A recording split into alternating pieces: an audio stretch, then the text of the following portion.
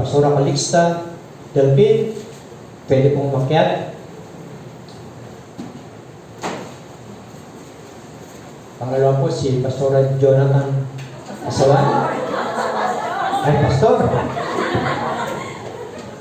Mali ako, dapat si Grace to eh. Halika na anak, ikaw ay pumunta, huwag ka nang mahiya. Pastor Jonathan, alam po niyo, meron na po yung outreach sa Tagaytay. Meron na po yan. At si Pastora Grace Babon, meron na po yung outreach sa Bicol.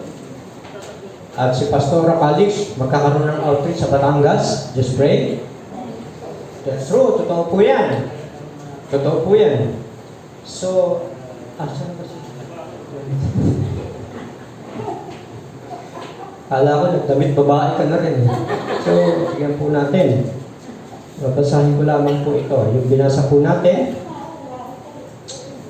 Yan. Ito po yung certificate ordination sa newly pastor ng church. Si Pastora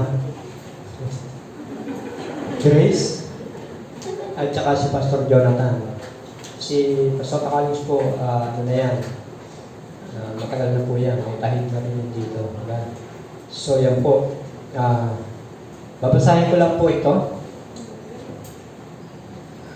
Jonathan Kasaway at si Mary Grace Babon has duly ordained as a minister of the gospel according to the word of God and discipline of God Most Security Church, presented on the day of October pa po ito. October 4 in the year of our Lord 2020. Jeremiah chapter 3 verse 15, I will give you pastors according to mine heart, which shall feed you with knowledge and understanding. Yun ang sinabi. Bigyan natin ng pansin itong Jeremiah 3:15.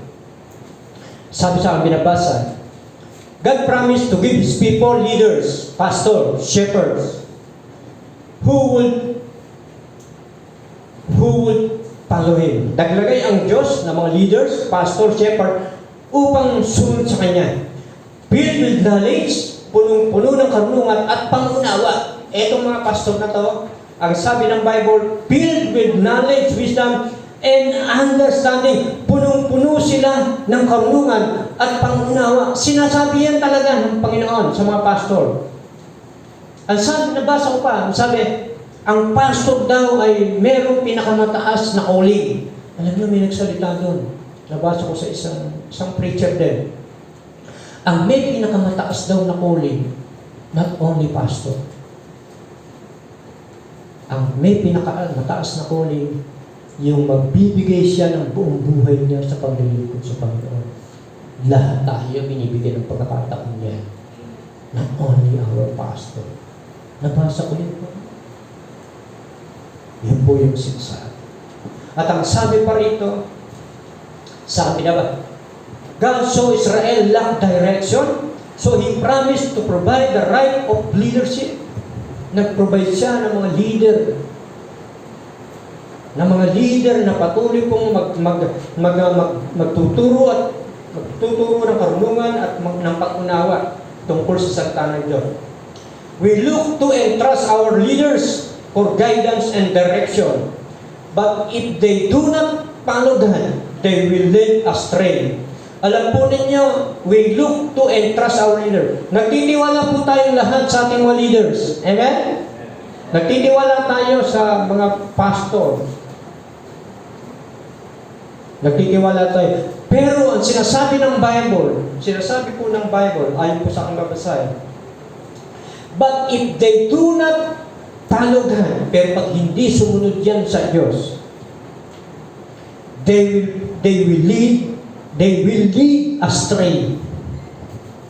Maliligaw po tayong lahat. Mapapahamak po tayo. Pag itong mga taong ito na hinirang ng Diyos ay hindi sumunod sa Panginoon, sinuway nila ang Diyos. Ang sinasabi, maglilid ito ng kasiraan ng church o maliligaw po tayo. Pray for God honoring leaders in our nation, communities, and churches.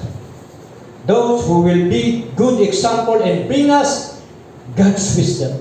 Sila ang gagamitin ng Diyos para yung wisdom ng Diyos ay maipahayag niya sa congregation. Para yung pag-unawa ng Diyos ay maipaunawa niya sa ating mga pastor na to. Yan po yung kahalagahan. Pero pag nag-disobey ang mga pastor, maglilito sa pagkapahamak, maliligaw po tayo. Kaya itong mga pastor na to, lagi po natin isama sa panalangin. Ang inyo pong pastor ay lagi nyo isama sa panalangin. Ang mga pastor natin, si Pastor Alex, si Jonathan, Pastor Grace, huwag nyo kalimutan. Every time mo kayo managlaan, banggitin nyo mga pangalan ni lalaki. Sapagkat ang mga pastor po ay hindi po ganun kadali ang kanila pong tungkulin na iatang sa kanila ng Diyos. Hindi po ako nag-aatang ng tungkulin dyan, no? Not me, but God. Kung ako lang, ay kung saan ko na papupuntahin lang yun. Pero God, siya po pumipili. Kaya sa inyo po mga tahanan dyan, sa inyo yung mga bahay, tandaan nyo, mga mukha nito. No? I-drawing nyo. Diba? Para matandaan ninyo, ito yung aming pastor. Ipapanalangin ko. Kilala ko mukha nito. Pag ito naligaw, ito sasabulutan ko. Diba? Ganun pala. Pag kami nagkamali ito sa amin, nagturo ng mga mali ito, papakulong namin. So, inibigay ko po ito kay Pastor Grace. Siya po ang pastor ng Binson. Pastor Grace, tanggapin mo ang plaque na to. Nagkakahalaga ito ng galing sa ibang bansa. More than million. Yeah. At si Pastor Jonathan Kasaway, tanggapin mo ang certificate of credential na to. Isampal mo kay Satanas ito. No, pastor ako. Yan, paglaban mo yan. Diba? Pag meron mo kulong sa yung demonyo, isampal mo sa kanya, pastor ako. Binibigay po natin ito, certificate of ordination, kay Pastor Jonathan Kasaway. At kay Pastor Alex, siya po ay matagal nyo na namin siyang kilala. Siya po ay matagal na nagpastor sa iglesia ito. At lagi po natin din panalangin. At yung magpapasto pa dyan, yung malakas-lakas ang loob, tinatawagan ko po kayo. No? Magsabi na pa kayo sa akin at sabihin nyo kung saan po kayo gusto ipadala. So sige po, ayan po yung ating mga kapastoran. Tandaan po nyo lagi, ang pangalan po nila, lagi nyo po isasama sa prayer. If ever, ano po ninyo, nagkaroon ng pastor appreciation Diba? Nakaraan. Diba? No, in-appreciate ko na. In-appreciate ko na ngayon. Kung gusto nyo pang i-appreciate sila, bigyan nyo ng ng incentive. Check. Diba? Ganun po talaga. Para lalo silang ma-challenge. Yan, sabi ko sa inyo Sige, tayo po'y manalangin. Pwede tumayo tayo lahat. I-celebrate natin ang mga pastor na ito ng iglesia. Ipakita natin sa Diyos na mahal natin sila. At handa rin tayong sumunod sa kanila. Handa rin tayong magpasakop sa kanila. Andyan din po ang mga leader natin, ang mga elders natin. Sister Ian, Sister Aida, Brother Bernard, Juliet, Sister Nitz. Sino ba? Si Brother Manny. Nalimutan ko pa yung kapatid ko. Grabe naman, Pastor. No, yung dami-dami malilimutan kapatid mo pa. Nahiya ka naman. So yan po pala si Brother Manny. Delphin kasi yan Yung mga Delphin, nalilimutan ko na rin. Sige, let us pray. Pwede ba extend natin? Maging channel of blessing tayo para sa mga pastor na to na pinahalagahan, calling, pinahalagahan ng tawag sa Panginoon. At someday, ito po ay maraming itatanim na church. After siguro 2020, 2021, basta may 20, marami pong itatatag na iglesia. Masisipag natin mga panggagawa, pastoran, At patatagin sila ng ating panalangin. Dakilang Ama, makapangyarihan Diyos, salamat po, may tinatawag kang pastor sa iglesyang ito. Tulungan mo po, Panginoon, ang mga pastor na ito na kung paano mo sila pinili upang ipahayag ang iyong karunungan, upang ipahayag ang iyong pangunawa. Bigyan mo sila, Panginoon, ng courage, bigyan mo sila ng tapang, bigyan mo sila ng patuloy na paglalim pa ng kanilang pananampalataya. I-provide mo ang lahat ng kanilang pangailangan. Naniniwala po kami, O Diyos, kayo po ang sasama sa kanila, kayo ang tutulong sa kanila upang ang gospel, ang magandang balita ay maisulong hanggang sa kanilang mga pupuntahan pa, Panginoon. Lord, salamat po sa kanilang buhay, patuloy mo silang tulungang magpakumbaba, na habang tinataas mo ay lalo nilang ibinababaan sa kanilang sarili, at naniniwala po kami ang matagumpay na iglesia ay nakasalalay sa mga pastor na hinirang mo nang mayroong kapakumbaba ang loob. Salamat po sa buhay nila. Pagpalain niyo po sila, maging ang kanilang mga family, ang kanilang mga tinatangkilik pa, Panginoon. Bayaan mo ang puso nila ay maging puso mo rin, Panginoon. Bayaan mo ang puso nila ay maging puso katulad ni Jesus Christ. Lord, salamat po sa mga pastor na to na pinili mo, na tinawag mo upang maglingkod sa habang panahon ng kanilang buhay, maging yung kanilang darating na mga henerasyon ay maglilingkod din katulad nila. Lord, pagpalain po niyo ang congregation. Salamat po sa buhay nila na naniniwala na ang pagpapasakop sa pastor, isang matagumpay itong iglesia. Huwag mong papabayaan ng God mo sa iyong church. Magtanim ka pa ng maraming pastor na magbibigay ng karunungan, pag-unawa sa kanyang iglesia. Salamat po sa mga elders, kay Bernard na elders, kay Estria na masipag sa gawain ng Panginoon, kay Star Ives na matyaga, kay Juliet, kay Brother Manuel, Panginoon. Lord, salamat sa kanilang buhay, kay Nils, Panginoon, na masipag sa kusina. Salamat. Hindi po nilagay mo lamang ang mga skill na ito sa isa, kundi ikinalat mo ito, Panginoon. Salamat po, ganun kakabuti sa iglesia ito. Kaya Ama, sa iyong kamay, pinagkakatiwala namin ang mga pastor na ito, tumatayo ito, at nangangako na sila po ay papagamit sa iyo hanggang sa huling yugto ng kanilang buhay. Basbasan niyo, Panginoon, ang mga pastor na ito, kasama ang church, kasama ang iglesia. Basbasan mo kaming lahat, basbasan mo sila sa pangalan ng Ama, ng Anak, at ng Espiritu Santo. Amen and amen. Sige po, natin mga pastor natin, appreciate natin sila, at patuloy natin silang mapagpala. Thank you, Pastor Jonathan.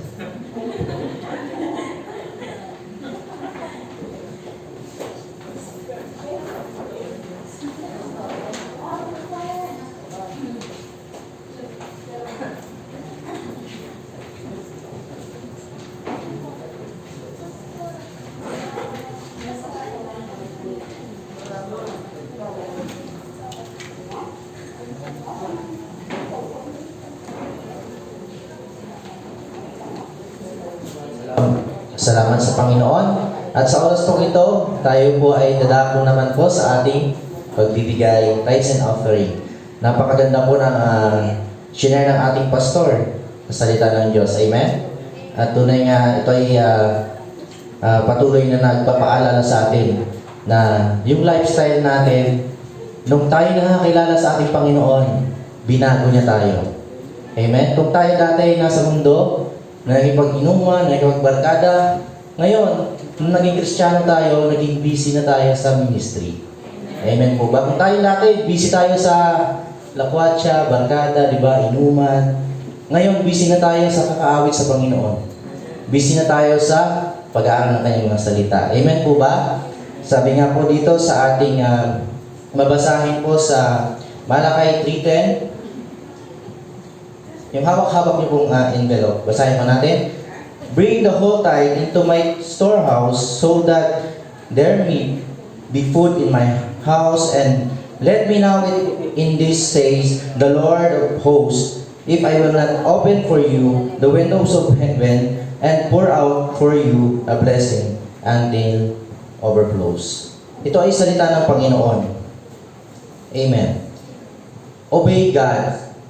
Sundin po natin ang ating Panginoon dahil ito ay utos sa atin ng ating Panginoon.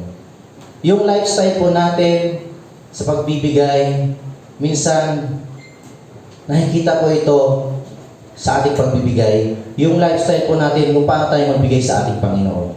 Ang hinihingi po ng Panginoon is 10% sa ating income. Amen po ba? Minsan, nagbibigay tayo sa Panginoon ng tira-tira.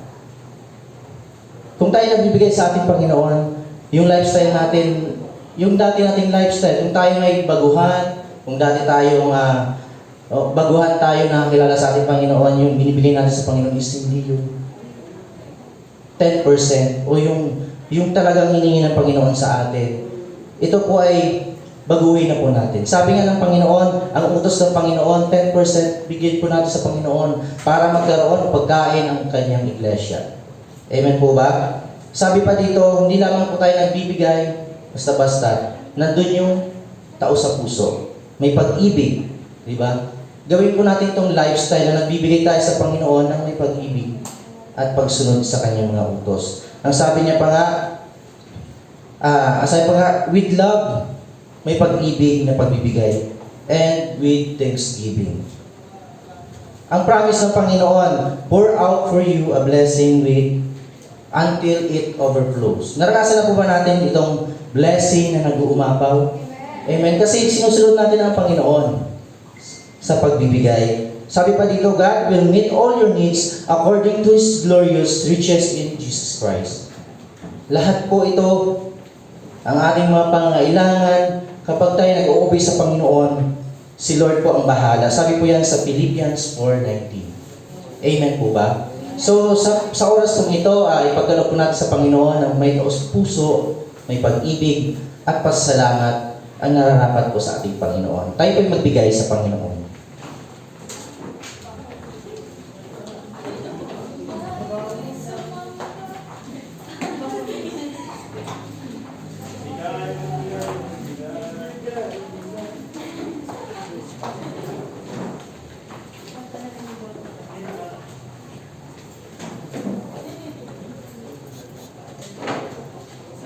Salamat po sa Panginoon sa mga kaloob. Tayo po'y manalangin. Panalangin po natin ang mga kaloob ng bawat kapatiran. Hallelujah. Purihin ka, Panginoon, sa oras na ito. Salamat sa pribilehiyo, Panginoon, na patuloy na binibigyan niyo kami, Panginoon, ng pusong mapagpasalamat, pusong nagbibigay sa inyo, Panginoon, ng tapat. At patuloy, Panginoon, na pinapanalangin namin ang bawat salaping ito na magamit lamang sa iyong kapurihan, Panginoon, at patuloy na ito'y lumago ang iyong iglesia, Panginoon, sa pamamagitan ng mga salaping ito, at ikaw lamang, Diyos ng papurihan. Salamat, Panginoon, sa lahat ng mga kapatiran, may taus-puso nagbibigay sa inyo, Panginoon, may pagsunod, Panginoon, na nag-o-obey, Panginoon, sa inyong mga utos. Salamat sa kanilang buhay, pagpalain niyo, Panginoon, ang kanilang hanap buhay, ang kanilang pinagkakakitaan, buong pamilya, Panginoon, na sumusunod sa inyo, Panginoon. Maging sa mga walang trabaho, Panginoon, sa oras na ito na hindi makapagbigay sa inyo, Lord, bless them, Panginoon, sa kanilang paghahanap ng trabaho. I-bless niyo, Panginoon, ang kanilang buhay at i-provide, Panginoon, ang kanilang mga pangangailangan sa oras na ito. Salamat, Panginoon, sa oras na ito at patuloy na ikaw lamang ang Diyos na aming pinupuri, sinasamba at ibinabalik po namin ang iyong binigay sa amin na may taus-pusong pasasalamat, Panginoon. Ito'y handog lamang namin sa inyo, Panginoon. Salamat po. Sa iyo po namin ibinabalik ang papuri, pasasalamat, pagsamba. In Jesus' name, Amen.